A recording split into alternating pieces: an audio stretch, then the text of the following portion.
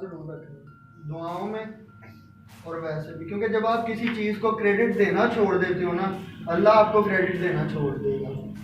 وہ کہانی سنی ہے کہ بگلا وہ ہوتا ہے نا مینڈک, اس کو اٹھا کے ایسے کھا جاتا تھا.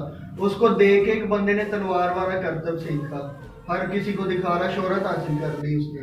بعد میں اس سے کسی نے پوچھا یار تو نے کس سے سیکھا, کہتا نہیں میں نے کسی سے نہیں سیکھا. اب یہ کہنے کے بعد جب اس نے کرتب کیا, حلق میں اس کے تلوار پھنسی اور وہ مر گیا. کیوں؟ کیونکہ اس نے سیکھا تھا کسی سے. انسان میں کسی نہ کسی کا کوئی نہ کوئی استاد ضرور ہوتا ہے, اور اس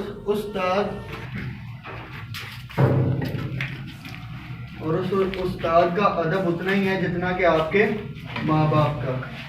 ماں باپ آپ کو دنیا میں لانے والے ہیں آسمان سے زمین پہ, اور یہ بندہ وہ کھڑا ہے جو آپ کو زمین سے آسمان پر لے کے جاتا ہے, یعنی کہ آپ کا استاد. ٹھیک ہے, ہر بندے آج کل پیسے کے لیے کام کر رہا ہے نا. آپ پڑھ رہے ہو, آپ کے بھی اچھا لائف اسٹائل چاہیے آپ کو, انہیں نہیں چاہیے. وہ کہیں جی میں ٹریننگ کے لیے 2,000 لیتا ہوں, 1 گھنٹے کا لیکچر لیتا ہوں. پھر کتنی مشکل ہو جائے گی. آپ جیسے ہم جیسے مڈل کلاس یا لوور کلاس بندے وہ افورڈ نہیں کر سکتے, اور ایک بندہ آپ کو بغیر کسی نفع کے دعاؤں کے سوا, اس سے بڑا نفع دعا کے تیر بھی بدل دیتی ہے نا, اتنا کام کر رہا ہے تو اس کا بہت کریڈٹ بنتا ہے. Tanveer, Asad one person right, آج ان سے میری ملاقات ہوئی, دین اس ٹائم میں نے ان سے آپ کے بارے میں ڈسکس کیا تھا. اسد شیک ہینڈ کر لو. ادھر تنویر رائٹ, یہ بڑا انسپائر ہوا تھا آپ کے بارے میں سن کے رائٹ. یہ کچھ پوچھنا چاہتا ہے. Asad whatever you want to ask freely پوچھیں پاکستان ایئر فورس کے بارے میں. ہاں آرمی جوائن کرنا چاہتا ہے.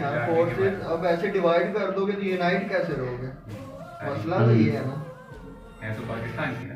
اب یہ آرمی جوائن کرنا چاہتا. ہاں پوچھیں اسد. اس کے بعد کمیشن اپلائی کروں گا.